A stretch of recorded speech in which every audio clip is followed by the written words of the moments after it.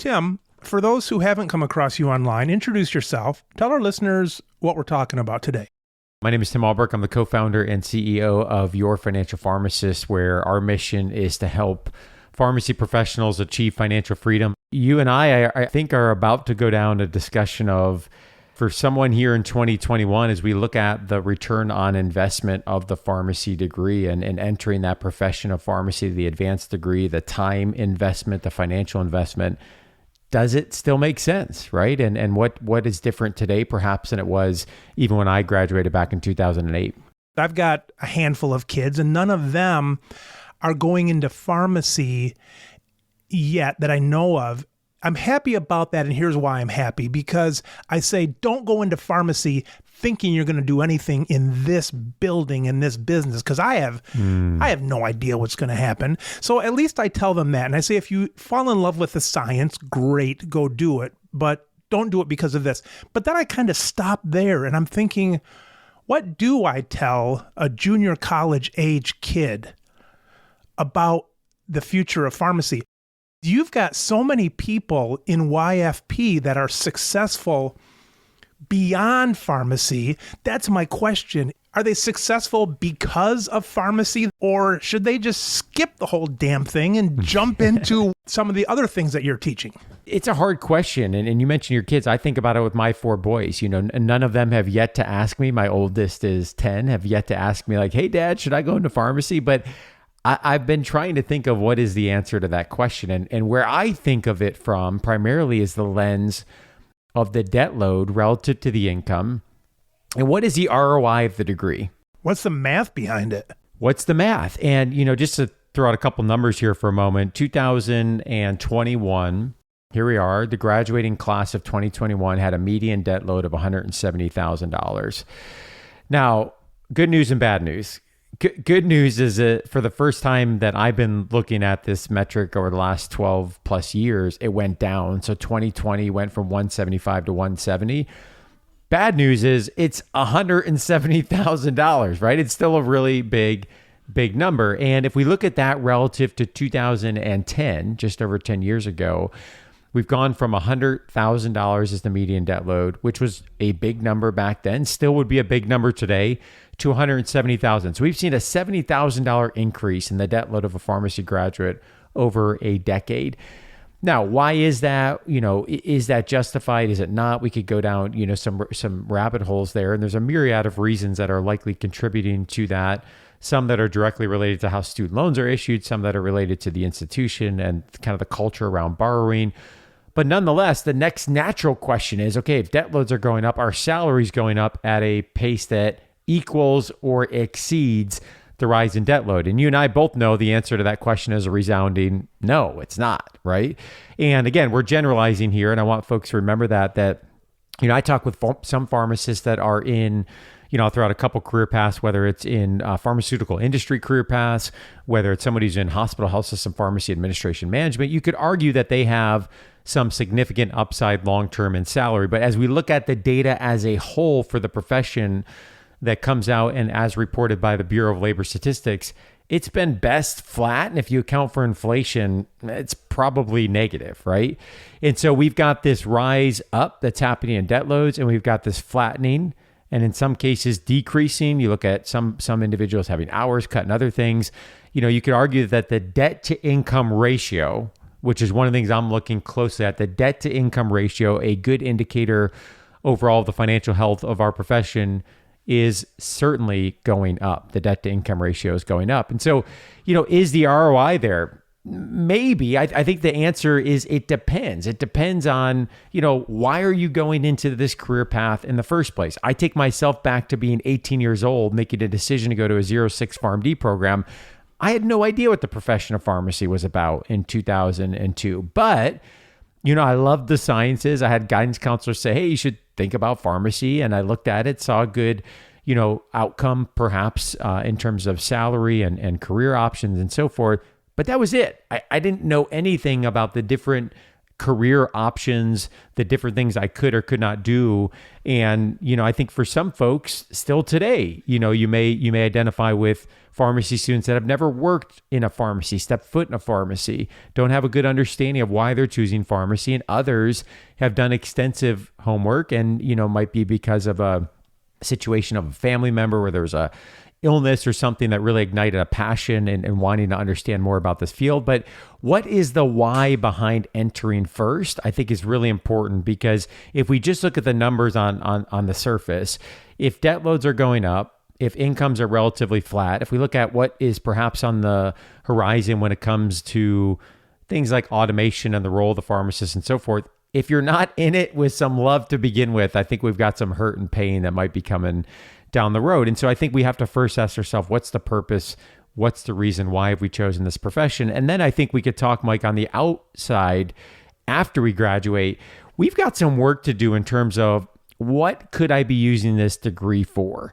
And, one of the things I felt in school, and I would argue many graduates still feel today, is that the PharmD can be perhaps a pathway to community pharmacy or a pathway to complete a residency.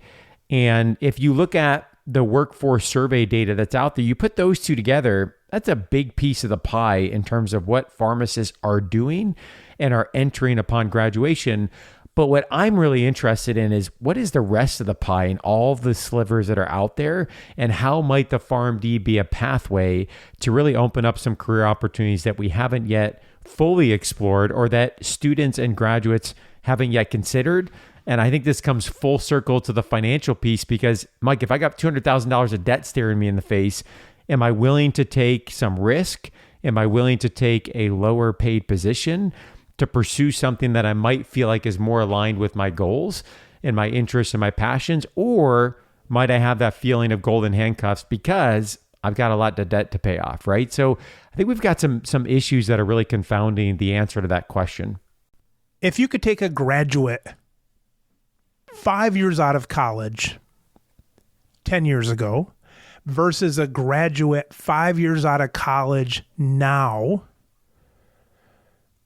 take away the remuneration if you can. Job satisfaction, down, up, the same? Yeah, again, generalizing, right? But I think it's fair to say overall, it's down. And I think that, we've got work that's happening on a national level, on a state level. Here in Ohio, we've got the State Board of Pharmacy that's looking into this issue in terms of, satisfaction in the workplace and the ability of the pharmacist to do their job and provide patient care in a way that is both effective and safe. And is that at risk because of, the workload issues and the environment that they're in. And I think that attention around it is not a bad thing. And part of that attention around it may mean that we're feeling more of what has been there for a while. But I think overall, if I think about my class 2008 graduating, and if I think about, where they were at in terms of their workplace satisfaction career a few years in versus a graduate today, I think overall it's fair to say that satisfaction is down and the stress is up. Now, I think, Mike, where we need to continue to evolve the conversation is so much of what I hear around the pharmacist satisfaction, their workplace, what am I going to be doing for the rest of my career, that we tend to look at that in a silo. And you could take two pharmacists from the same graduating class 5 years out, and you could get two very different outputs in terms of how they're using their degree, what types of roles they're doing in their job, and how they view the future of the profession and the role that they're going to play in that. And it feels very much like we've got kind of a divergence of our profession. And again, I'm going to be dramatic here to make a point, but on one end, we want to be as far away from the product as we possibly can to use cognitive skills, and we need to get compensated for that appropriately, with the asterisks of we've got to have the compensation to make that a viable business. And then we've got, the other, again, part of this dichotomous relationship being dramatic to make the point of we've got to, hold on to the product, which is the revenue source that it is, while we look at continuing to evolve these other things. And, I think we start to see this divergence in how folks are using their license, and perhaps how they're then connecting that to how optimistic they are or are not about their own roles, as well as the viability of the profession going forward. And so, what does that mean 10 years from now, 15 years from now, 20 years from now? I think it's complicated because of regulatory things that may, slow down some of what feels inevitable. If we just look at it from a business sense, I look at just the other day for the first time, maybe I don't watch enough TV, but for the first time I saw a commercial for Amazon Pharmacy. We've been talking about it, but actually to see the commercial and I start to think about from my own sense, I'm a Prime user. I've got a young family, and if I can have access to medications at the doorstep and ideally pair that with telehealth or something else, I'm there. We're there, right? And so, I think that we're starting to see more and more that disruption, and how might that automation play an important role. And one of the things that keeps me up at night, to be frank, is we got 45% of our workforce that's in a community pharmacy setting, right? And if we look at the connection to the product going away, or the business case of that perhaps not being viable because of competition, because of technology and so forth, what does that mean for 45% of our workforce? What does that mean for the retraining potentially, or the redeployment of 45% of our workforce? And how does the pharmacist role evolve to be able to accommodate that? And I think if I'm a high school senior, as I was back in 2001, these are the things I'm thinking about. And it goes back to me in part due to the, why am I entering this? And how can I put myself in a position that I'm not financially tied at the end of this road? Because who knows what's going to happen in the 6 or 8 years of my school, not only to the profession, but also my interests. And if I'm counseling that senior in high school or that undergrad students, what can we do to get to this point of obtaining a degree with as minimal financial stress as possible, so we can leave as many doors open as possible to pursue whatever those areas of interest may be? The earlier comment I gave was to my children about, you shouldn't go into pharmacy because of this building and this store. And if a high school or a college person came to me and said, I'm going into pharmacy, what do you think? I would tone this down a little bit, because it's like, well, they already made up their mind, sort of. I don't want to dash their hopes. But if someone comes to me and says, what do you think about pharmacy? If it's not my children, the next thing I'm saying to them is, I would only go into pharmacy, maybe any profession, I would only go into it if they have an idea, kind of a novel idea, what they're going to do with it outside of the norm. Any professions like that. If you're going to be an engineer, you might not get there, but have an idea in mind of what you're going to invent, or if you're a pharmacist, have an idea in mind of what handheld app you're going to make and bring it into this or that. But then it's like, Tim, given what you said about higher debt, lower pay, lower job satisfaction, and then I take somebody who I say, well, if you're going to go in there, have an idea that's going to make you fly beyond the norm. I'm thinking, I'm not sure who I'd recommend it for then. Because if the person has that kind of idea, it's like, do you want to spend 6 to 8 years, unless you really need that degree? That's right.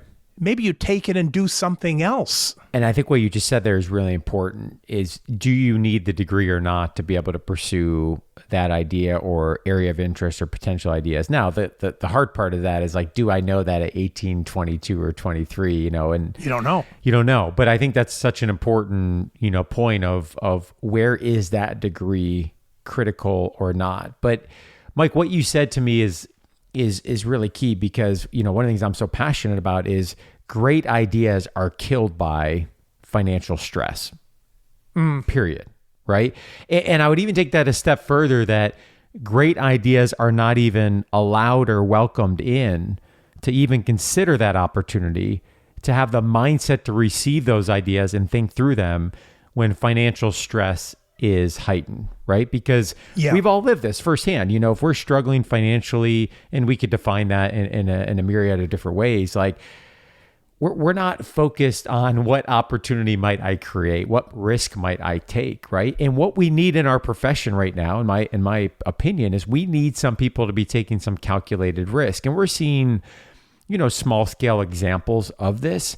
But if somebody is 26 with a great idea and $200,000 of debt, and they've got a $100,000 offer sitting in front of them, and option B is I'm going to take on some more debt to pursue this idea. And I look at the SBA, Small Business Administration statistics about success of business, and I look at my percent chances of succeeding, and maybe I don't have a whole lot of mentorship or other examples of PharmDs that have done this. What am I going to do? Right? What am I going to do? And I think for us as a profession to continue to evolve and disrupt as we try to find what is our place between an automated process and other professions, PAs, NPs, et cetera, that might be kind of locking down more of that ambulatory care space that is supplementing some of the provider shortages that are out there.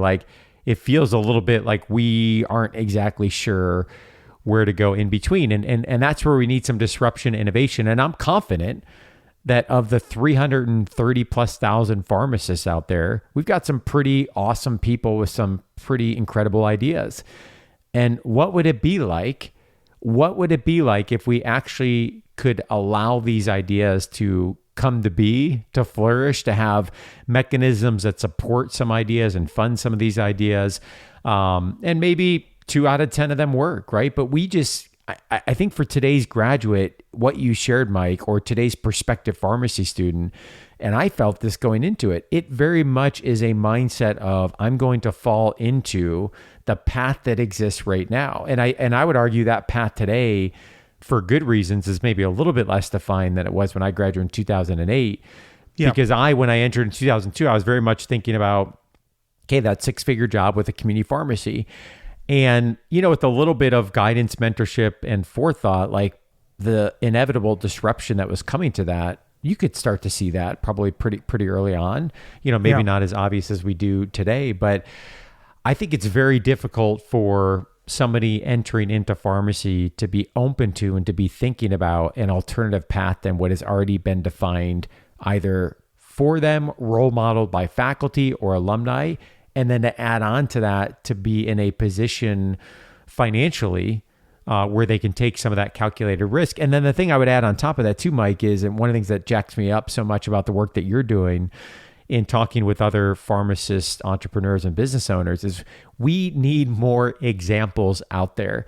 And, not to say that anybody's going to hear what I've done with YFP or, what so many other fascinating pharmacist entrepreneurs, a few that come to mind, Blair Thielmeyer and the work that she's done, Brittany Hoffman Eubanks and the work that she's done with medical writing, Landon Connors developed a very successful photography business. I mean, there's just some really, really cool examples. Not that they're going to hear any one of those say, I'm going to do exactly that, but it gets us thinking a little bit more creatively and differently about how might the PharmD be a starting point and a ticket to many different potential pathways, and not necessarily the end line or the finish point, even with postgraduate training involved. And I think that's just such a different mind shift from where we're at today.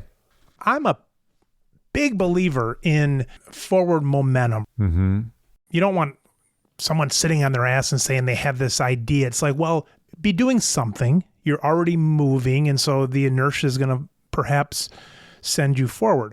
The problem with that debt that you're talking about is when you're a 26-year-old, it's one thing to say, all right, I'm going to live with 5 or 6 buddies, real low rent. I have this idea. If it doesn't work, I come back and eat my mac and cheese. I try again tomorrow. That's all good.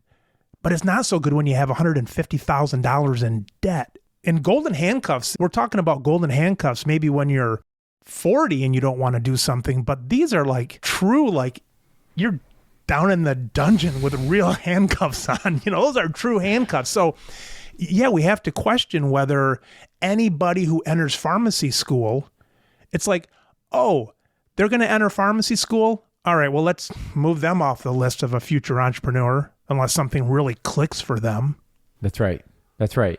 Yeah. And I think, one of the things that gets me so excited, I mentioned that pie earlier, you got about 45% of the workforce in community pharmacy practice. I'm using round numbers, about 25% or so in hospital health system practice.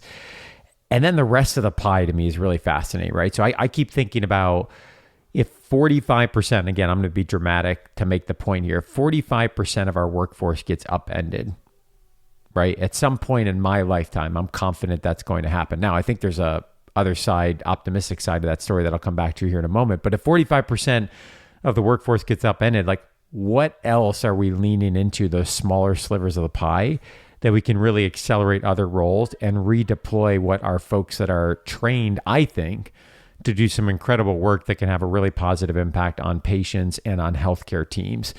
And, there's lots of great pilots, I think, that are going on. I think a lot of those have been on a state-by-state basis. I know the associations are doing a lot of work in here. But at the end of the day, like that, I think is something we need to think about. And it reminds me of, I was reading Andrew Yang's book recently, and I'm drawing a blank of the name, not his most recent, but the one before that. And he talks about this concept when he talks about the percentage of the workforce that are truck drivers. And he's envisioning a future state where there's autonomous truck drivers that's happening, right? And so what does that look like if you take away every one of those jobs that might be on the road today? Now, again, that's dramatic. It's going to take time. It's perhaps further than we originally thought.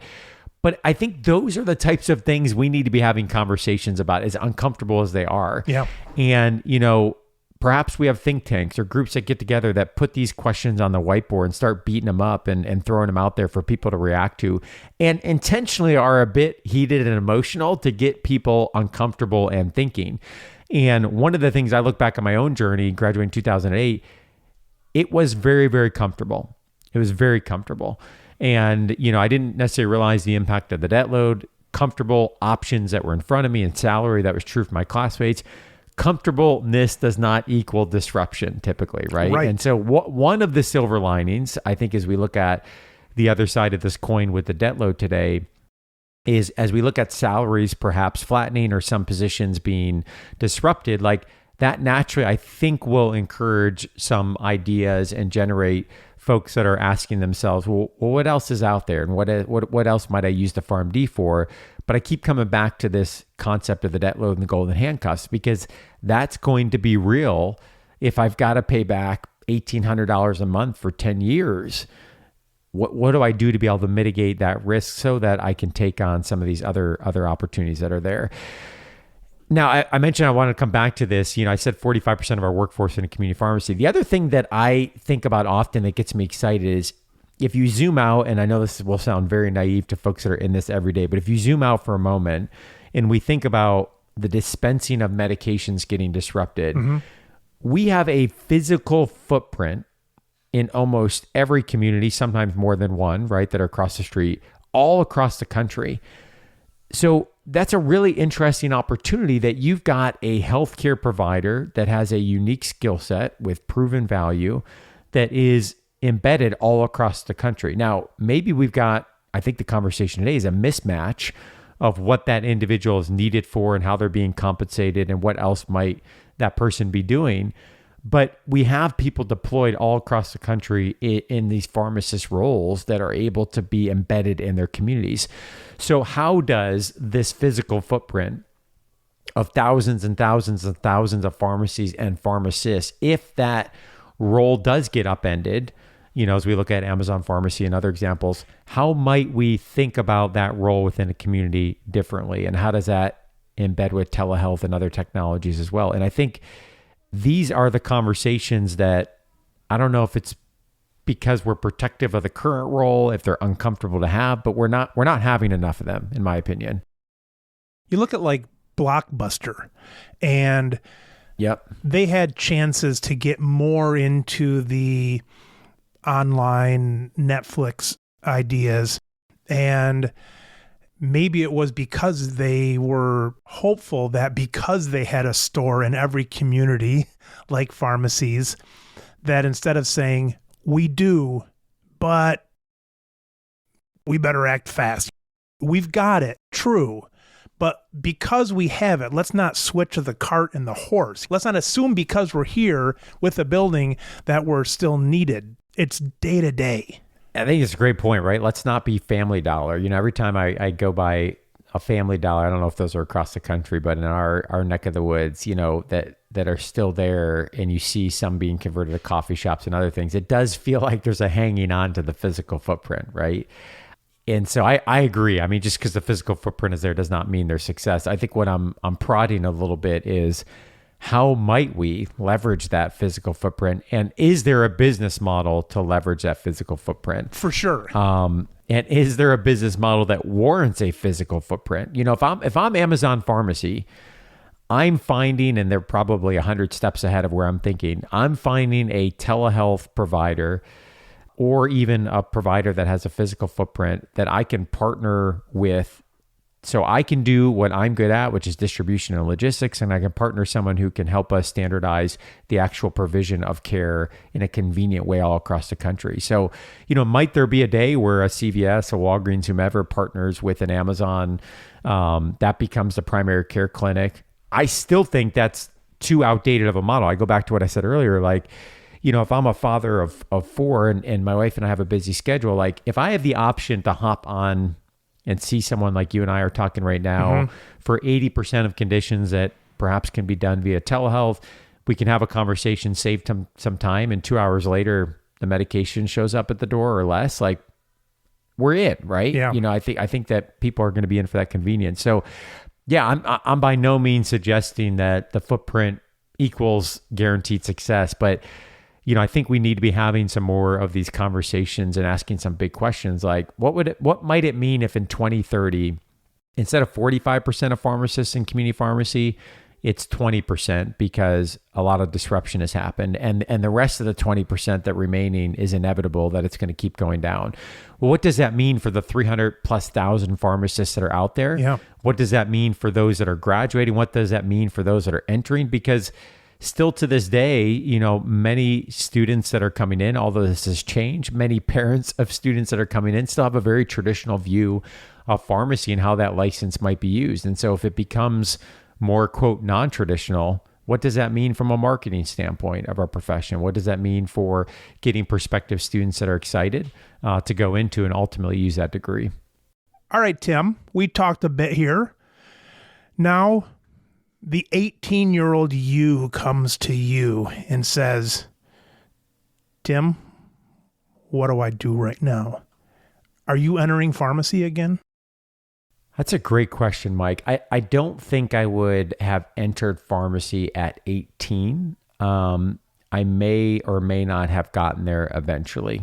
And I'm talking like 2021 now, not back then, but now. Not back then, yeah. Yeah, the reason why is I say, 18, like, my maturity, my self-awareness at 18 did not yet have a full appreciation or understanding of what that investment of time and money was going to be making. Right. And, obviously my bias is coming out in the current work that I'm doing, where I use a lot less of a clinical training, a lot more of some of the business, side, marketing, finance, et cetera.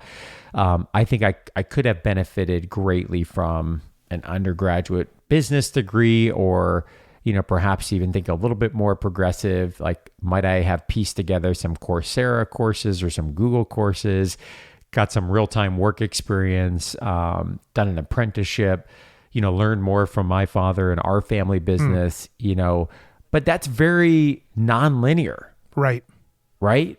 That's very nonlinear. And I think as a parent advising their child, or even a child who's entering into that, like, what's comfortable is linear. Yeah. And I think as I think about what I just described, like, that's a very nonlinear path that I'm guessing my parents may not have promoted, and I may not have felt very comfortable with along the way. So, I've never regretted going into the profession, because I can see a direct tie to everything I've done today through every part of my career, which goes all the way back to obtaining that PharmD, which led to a residency, and the relationships and the mentors I had, which opened up my eyes to different opportunities, which led me to academic experiences and new skill sets and mentors, which has led me ultimately to have the confidence in doing what I'm doing now and growing that. So I very much can see all the dots connecting. And I think what I wish for students coming in right now, as I think about wishing this for myself, would be some more exposure and opportunities and discussions around potential opportunities and pathways with the PharmD. And that's something that still just, breaks my heart when I hear students kind of talking about a dichotomous decision of community pharmacy or residency. Yeah. And again, I think that's changing, but there are so many other things out there that people could be doing. All right, now I'm Tim at 23. I've got my undergrad, this and that. Now you think I'm going to ask the question, Tim, would you go into pharmacy at 23? But I'm not going to ask it that way. I'm going to say, Tim, you can either go into pharmacy at 23 or here's $170,000 I'm going to give to you. You get to have in your pocket. Now what's that choice? In my mind, I'd have a hard time saying I'm going to go into pharmacy instead of taking that $170,000 and put it into my pocket after I have an undergrad. I can't see who would really make that choice. Now, am I wrong? It's an interesting question. I've thought about that. And I think objectively, if you look at it at the surface level, absolutely. Give me the 170 and I'm going to see what I can do. Worst case scenario is I burn through it. Best case scenario is, you turn that into something that can multiply and grow into a business and perhaps take some calculated risk. Now, the reason why I say at a surface level is I dig a little bit deeper and just think about my current experience and all the lessons I've learned that have allowed me to now be doing the work that I'm doing. And I'm probably going to say the same thing in 10 years and another 10 years, another 10 years. Right. Is like the experience, some of the maturity, some of the self-awareness, some of the readiness for risk. Like here I am at 37, like I don't think I was ready before that. Mm-hmm. I don't think I was ready to take a leap of faith in myself and in the business before the age of 37. And that was a 13-year progress in training to get my mindset right to get there. And I feel like I'm still just scratching the surface, I think, on the mindset and what is possible going forward. So I think objectively, yeah, $170,000, let's take it and let's see what we can do. But I think of just the experience and the maturity and the self-awareness and the mentorship and, being in difficult conversations and work scenarios. And all of that was training in a very protected, safe environment that allowed me to get repetitions that has allowed me to do what I'm doing today. And I think that cannot be understated for how important that experience is. But the question is a valid one, certainly. You have to look at some of the people that you mentioned earlier, right? Blair and so on and your stuff. Those initials behind your name make you part of that club. And I would think you have to say your business now is more profitable than if you come in saying that you're Tim, a friend of pharmacists, but not one yourself. 100%, Mike. And I think about the early stages of YFP, and I still think to this day, I mean, we're creating content and services that are based on what we're hearing from our community and what I have experienced and the rest of our team has experienced ourselves. And so, I think that's certainly right. Now, do I use my PharmD in the clinical sense for what I'm doing today, leading YFP in the business? No, I don't, right? But I think the connectedness to the profession, living it firsthand, the understanding of going through a residency and some of the career transitions and what... For sure. 100%. And I think, and this is a great example. What we're building, what we're doing at YFP, I always tell people, personal finance is personal finance. It's been around forever. And there's one of you look at the top books in Barnes & Noble on Amazon, many of them are personal finance. And sometimes you wonder, like, how many new books can come out about some of the same topics, right? But here's the thing about personal finance, because I experienced this for myself. Until that information reaches you in a way that you can connect with and then inspires and motivates you, it doesn't matter how many books are out there. Yeah, exactly. And that really is our mission, and what we're doing is to, one, be that source of inspiration and connectedness to the topic, and by sharing stories and bringing other pharmacists in and really being a facilitator. So much of what we're trying to build is build community of pharmacists that are committed to this mission of achieving financial freedom. And we are the connector and the facilitator of doing that. And sharing another story, especially as my story gets old, right, is going to be more and more valuable, of another pharmacist saying, yeah, I've heard about budgeting 15 times and student loans 100 times and invested, but I heard it this way and I can see myself in that person's shoes. And that is a source of inspiration for me to really be the catalyst to, want to do this better for my own journey. And so, yeah, I think it matters big time. It really does. And, as I look at many other people that are in the financial services industry that are serving pharmacists, like, Have a lot of them been successful? Yes. Are they doing it as well as we are? I'd like to say no, because I think we can connect and relate with people on a different level. Asking that question makes me think, like, instead of me being a pharmacist to relate to people, maybe I'm better off finding other people that like to eat butter pecan ice cream at night. Which I do love butter pecan ice cream, yeah. See, we could have bonded like that, Tim, without having all the cost of a degree. That's right. You mentioned about seeing stuff for the first time. It's like, I've got some things, like maybe I'm reading some psychological book or something like that, and I'm like, how come no one told me about this? And then you find like a book on this topic that was like copyright 1975, and you're like, oh, I guess it was out there. I just wasn't ready to hear the story. Right. It wasn't relating. So what you say about new stories and hearing it over and stuff, it's true. Yeah, and I'm reading a book. Actually, I've read it twice. I'm on my third time right now. It's recommended by a mentor of mine called The War of Art by Stephen Pressfield. He's got a second one too on one of the chapters. Turning Pro. That's right. Yes. Yep, Turning Pro. I heard the one you mentioned is better. They're both, I mean, just game changers of mindset. And I would say, as I look back at the last year, and this is in part due to some great mentors and coaches, like, I never realized how much head trash I had going on, and that I wasn't able to articulate or fully understand. And as I peel back the layers of that and better understand some of the own resistance, and some of the potential barriers to success and perceived success, the limitations we put on ourselves for 100 different reasons that are unique to our own individuals. Yeah. That has been the most transformative experience I think I've ever gone through in my life, has been the last year of trying to really dig deeper.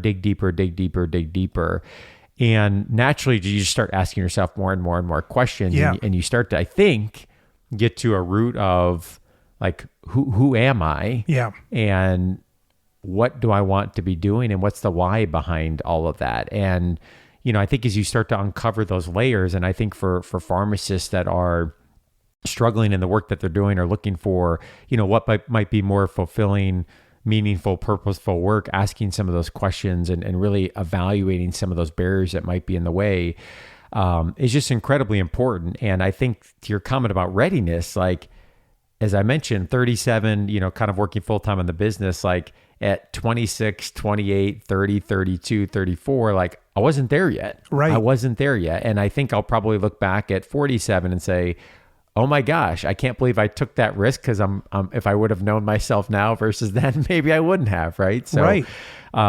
It is a journey, and those are things that you're just not going to get in a PharmD or an MD or any other, training program, that are going to be just part of that continuous learning and lifelong development.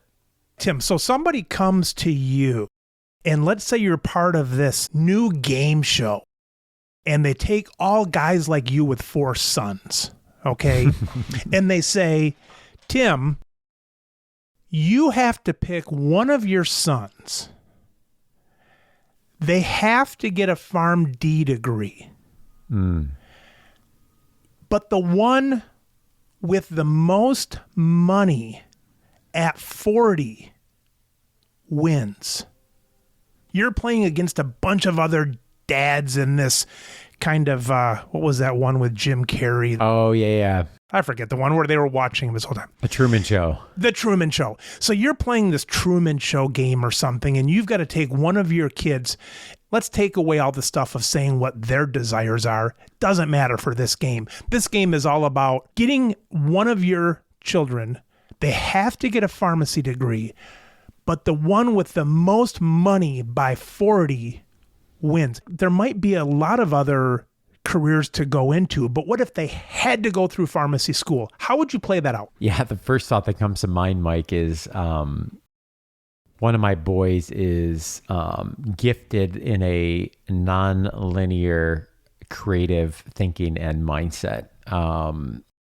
And my first thought was to pair him up with the pharmacy degree. And the reason why I had that thought is back to your comment earlier of, like, you said something along the lines like, if somebody can go into pharmacy without an acceptance that they're going to be walking into what is the status quo today, I think that's a really interesting combination. I think that's something we need to keep thinking about a little bit further. And I think that would be him. He wouldn't last a day in a insert name of a community pharmacy filling 300 scripts. He just wouldn't. Yeah. It's not for him. And so assuming he doesn't get kind of beat down from the rigor and the linear nature of the training, like I would be really excited to see what is the output of that degree and how does he use that gift as a creative, more abstract, nonlinear thinker to be applying that to the profession that we love and coming up with potential roles and disruptions and ideas and services. So this son, you love him, but you love him in a Truman Show kind of way. Mm-hmm. You really want to see him at the richest person at 40.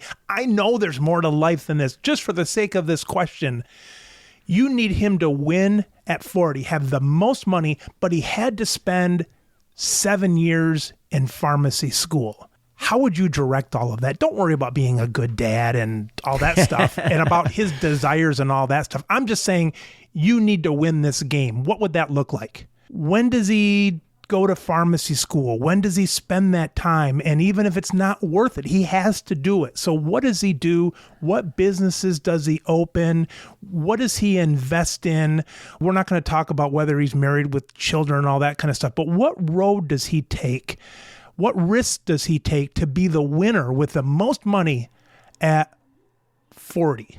Can I seed him with money or no? No. He's got to end with the average debt of 170, let's say. Okay, he has to get to that debt load. Or he has to delay school or expand school. So maybe it takes him 20 years to get his degree, but he's working in the middle of it and investing instead of paying for pharmacy school. He's got 20 years to spread it out. All that kind of stuff. Yeah. How do you get somebody to win this deranged game? The first thought that comes to mind is we need to avoid as many traditional pharmacy experiences as we possibly can to insert more non-traditional experiences. Now, if you can appreciate the traditional model, it's going to insert some ideas of what you can do from a disruption standpoint, right? So if I spend 3 months in a large community pharmacy filling 500 scripts a day, I'm probably, and I have some ideas for disruption, I'm probably going to use that experience to appreciate what could be done, right? So we have to get some level of that. I don't want that to be mistaken. But here's why I'm saying this. One of the things I often encourage pharmacy students to do is stop the working for the summer in insert big box name pharmacy. Stop, right? And the reason why is if we're talking about the disruption that we think is going to be happening and the long-term 40 plus year career that you have and what we see in terms of the satisfaction and the value of those folks in those roles, why are we investing that time with the hopes of landing that job and being in that long-term environment, right? If I'm a student pharmacist or advising my son, it is, what are some of the healthcare startups and some of the companies here in Columbus? Let's start reaching out and how can I work for free for the summer? What value can I provide as a pharmacy student? And by the way, if you start to get some traction there, maybe we pause the degree. Maybe that degree does take 10 or 15 or 20. And maybe we don't finish it. Maybe we do. I don't know. Who knows where it's going to go? But what I do know is we can't follow, if we're playing the Truman Show game to get there by the age of 40 and he's in his mid-20s, we can't follow a traditional 6 to 8 year pathway of accruing a bunch of debt, delaying a bunch of savings without having something that's going to have a potential for a significant ROI in a relatively short period of time. I'm avoiding traditional. When would this child start school? At what age? The pressing nature of the 40, obviously, we've got some time limit on it, but I probably would encourage some type of, if you want to call it a gap year or something, to start getting some experiences and exposure prior to starting school. So maybe at 18, they go around to businesses, maybe startups, and they say, I'm really thinking about going to pharmacy school. I'm probably going to go next year, but I'm really interested. I'm that kind of a person. Can I work for you? Can I work for you? Can I spend 2 hours with you? Can I pick your brain? Who else can you introduce me to? What's been the successes, the challenges? What would you wish you would have known at 18 years old? What advice would you have for me going into this pathway? And maybe that affirms the interest in that degree. Maybe it doesn't, but if nothing else, if they're going into that pathway, they're going into it with a new mindset into that pathway, and they're building connections through that. So in this game, they have to do it anyways. They have to get the degree, but that might make it easier because they're at least more interested in it. Absolutely. Yep. I think so. I think there'd be the passion. I think more than anything, even with the passion and interest, which I'm hoping is there. But even with that, my thought being that if the goal of the game, you quantified it in terms of dollars, which I would argue successful disruption is probably what I'm more interested in, which is going to equate to dollars, or has the likelihood of equating to dollars, then that's where I was going down the path with non-traditional. It has to be exposure and experience in non-traditional pathways very early on. Exposure. Yeah, absolutely. So if they get to graduating at 24, 25, 26, and they've got 14 years left before the game ends, and they're very much down a traditional pathway, best case scenario at the end of the game is, let's call it an average of 100, maybe it's, going up a little bit, times 13 or 14 years. Like, that's not going to win the game, right? I mean, that's not going to win the game. It's not going to win the game. And I want to be clear. I know you're asking in the context of the Truman Show game. Like, I think if I'm advising any current student or prospective student or my son, like, I'm a big believer. There's a baseline financially that has to be there, to give you breathing room and comfort to be able to take risks and do some of the things that you enjoy. But beyond that, the literature is pretty convincing that you start to get to somewhat of an inverse relationship, with money in terms of earnings, at least. What do you mean by that? So when you look at kind of some of the research around like happiness and money, obviously it depends on where you live, cost of living, how many kids you have, all those things. But generally speaking, you get to a threshold, if you think about it as somewhat of a bell curve, where there's enough that you have that covers your basic necessities, some small, minor luxury things that you enjoy in. But after that, you really start to see a fall off as income continues to go up, with the exceptions of experiences and giving, are kind of the two things that really focus on some of the happiness associated with money. So, if we're in this example and game kind of after the money, I guess where I was going with that is that's a factor, but what I'm after in part with some of the disruption and having an impact and having significance and a positive change, like I'm somewhat assuming that that's going to lead to, the financial piece as well. But at the end of the day, that's much more important to me. And I think is probably more important to many pharmacy students as well. The satisfaction. Yeah, the satisfaction, the significance, the autonomy, what is the money going to afford me to do? All of those things. Of course.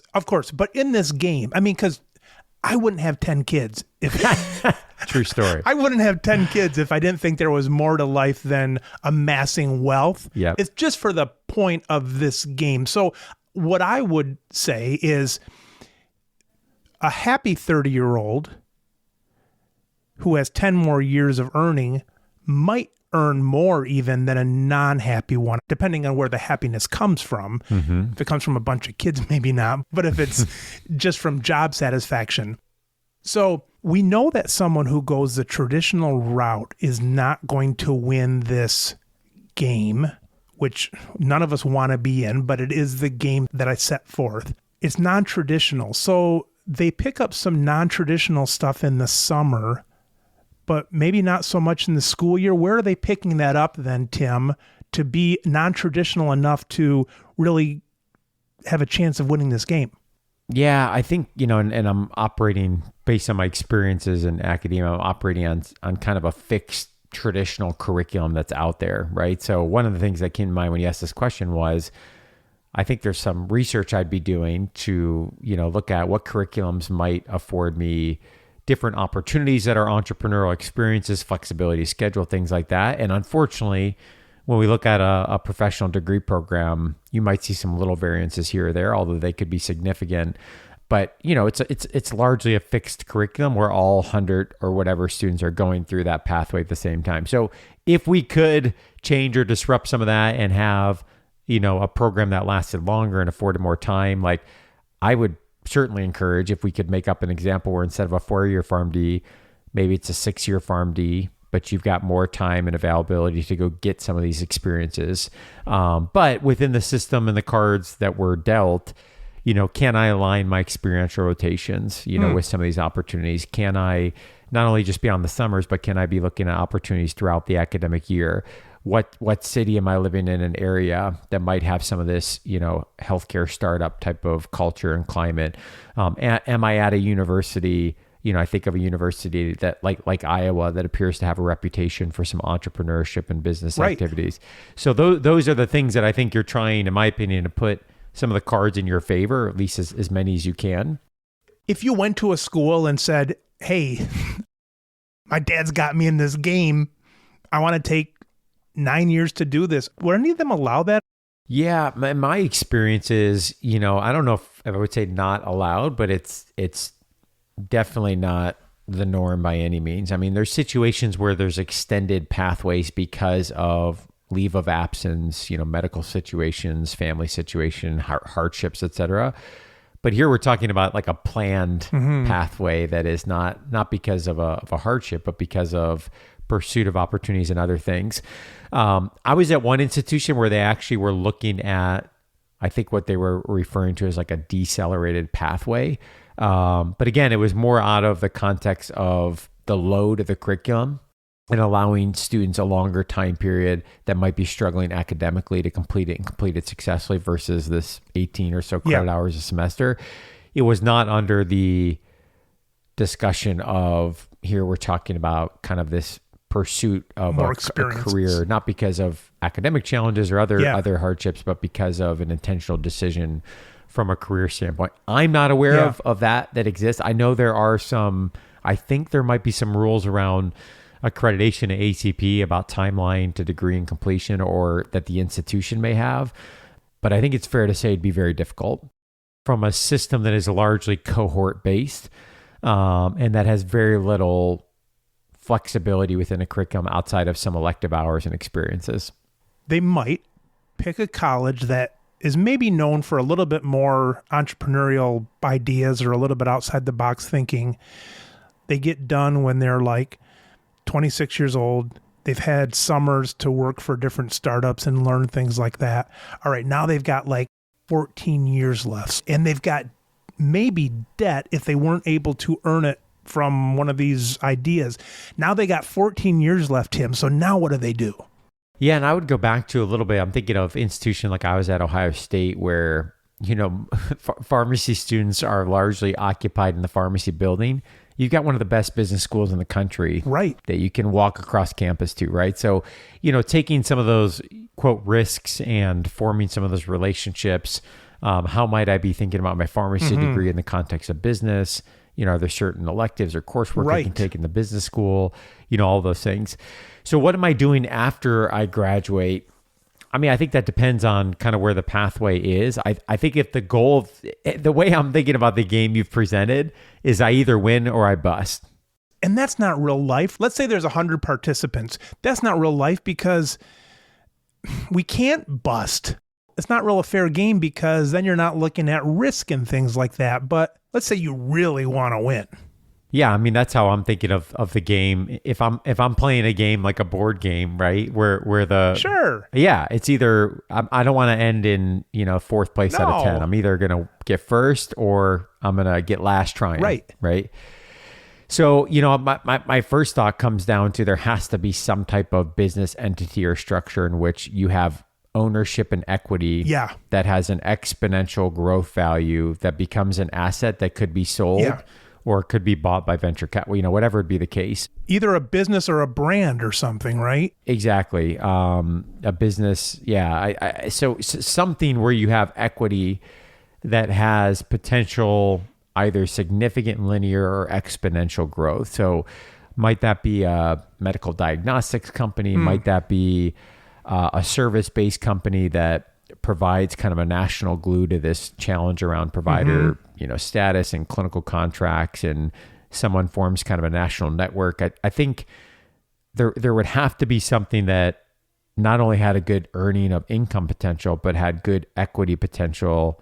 And I'm thinking about it from the game's coming to an end at 39.5, and there's a sale value that has significant return on investment.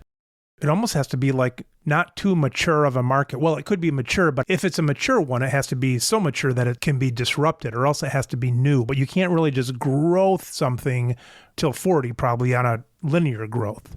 Right. Exactly. Yeah. And I think something that has, obviously has market value. But this, really highlights the difference between W-2 compensation and ownership in something, right? So you might be, if you're an owner of a company, hopefully you're getting to a point where you're paying yourself a wage, but then you also have profit in that entity, and you're growing an asset, along the way that could be sold. And I think in a perfect world, unless there's significant funding that's, going to win the game very, very early on, would be holding on to as much equity as you possibly can for as long as you can in the game, because you're taking a bet in the hopefully somewhat exponential growth in the value of that company that is eventually going to be sold. So, instead of giving up 50% or 75% of that off the bat, if you're able to, with the right expertise and the right funding and all that,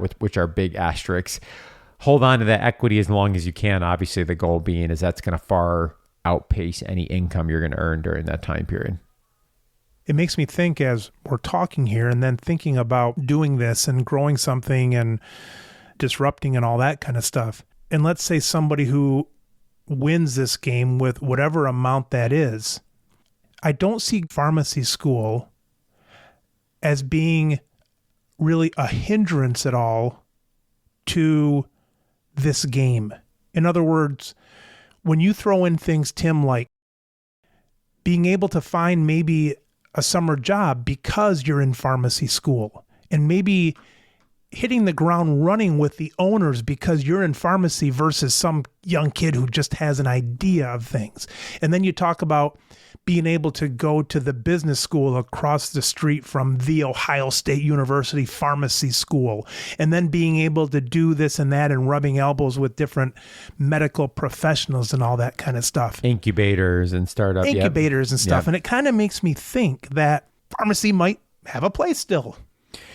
Yeah. And, my academic side of me is killing me to even say this out loud. I'm my type A perfectionist, but I went through pharmacy school with a self-imposed expectation of I had to get the best grades I could possibly get, at all expense of time. And I think about the 90% rule, right? So the effort to put in to get to 90% versus the effort to get from 90 to 100% often can be about the same, right? And I'm not suggesting people do, work that is not representative of who they are as an individual, but I live this firsthand. I see a lot of pharmacists live this firsthand. Like, guess what? My 3.78 GPA at Ohio Northern, nobody cares. Right. Nobody cares, Right. And I think about the time and effort, I could have probably got a very solid 3.0, 2.9, 3.1, whatever. Yeah.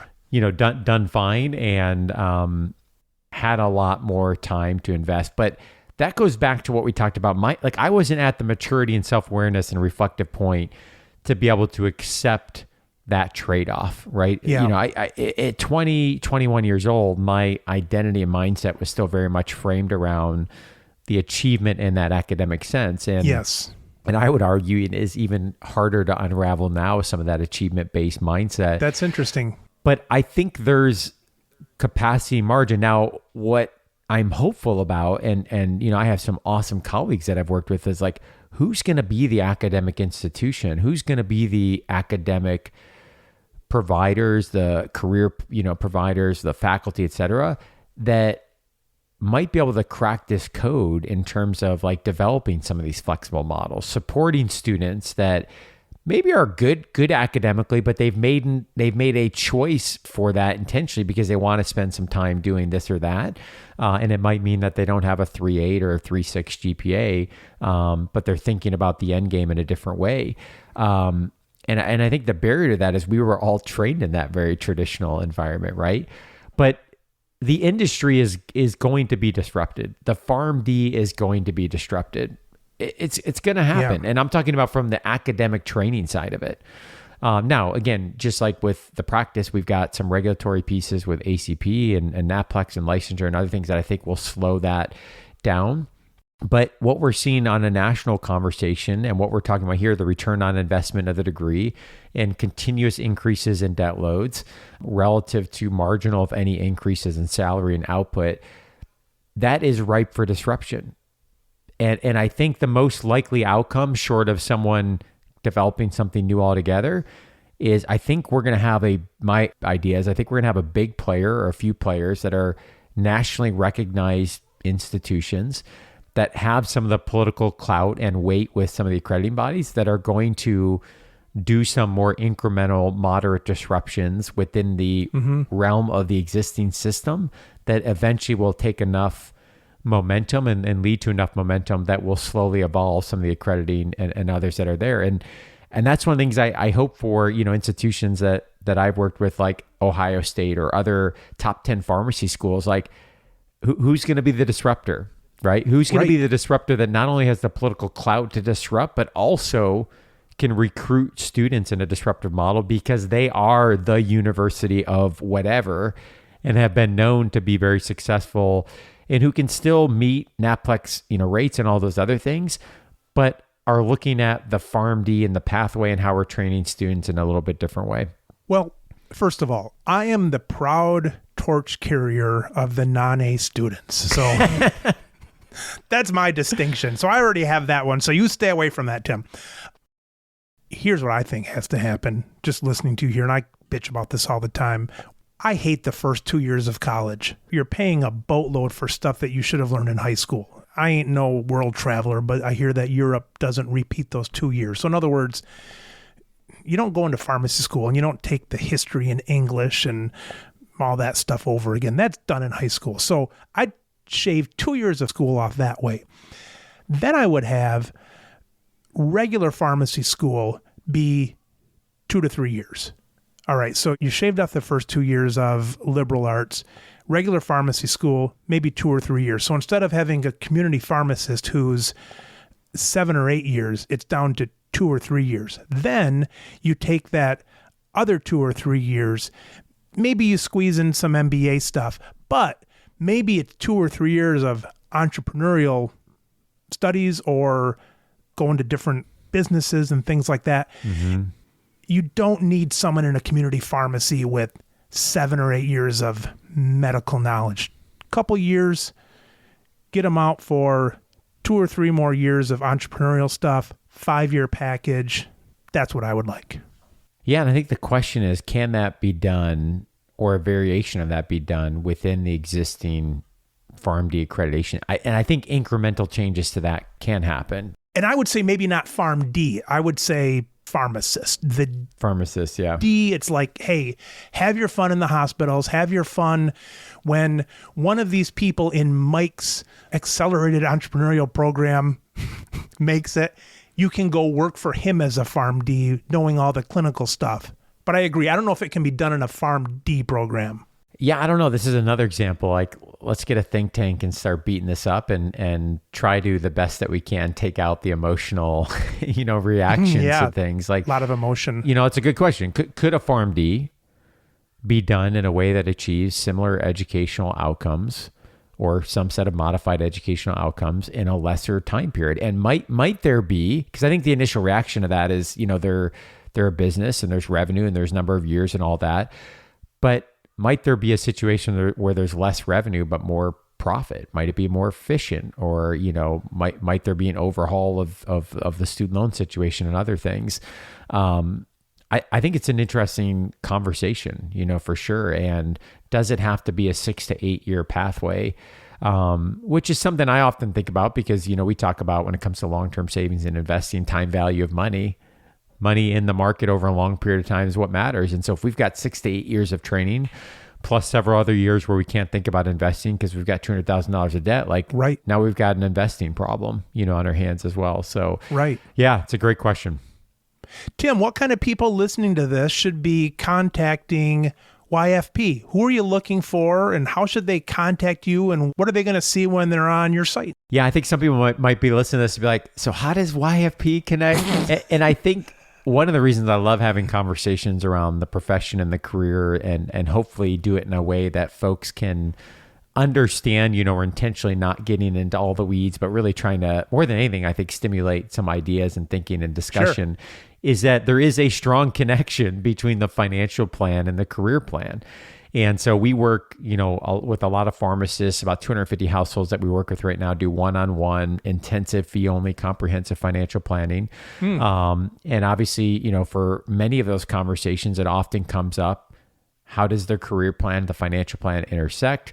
Hey, we're looking at making a move, thinking about working part-time, thinking about pursuing a business idea. And obviously the financial plan has to support that, or being able to do that with confidence. So we work with pharmacists, at all different points in their career, investing, retirement, insurance, home buying, second home, real estate investing, student loan repayment, other debt repayment, really customizing that to one's individual situation. So if they go to yourfinancialpharmacist.com, they can learn more about one-on-one planning. We do a discovery call for those that are interested in learning more about that service. And then we've got lots of resources available on the YFP podcast, on the blog, and through other resources on the site. Tim, I love talking to you. So fun. We'll have to schedule it again for next year.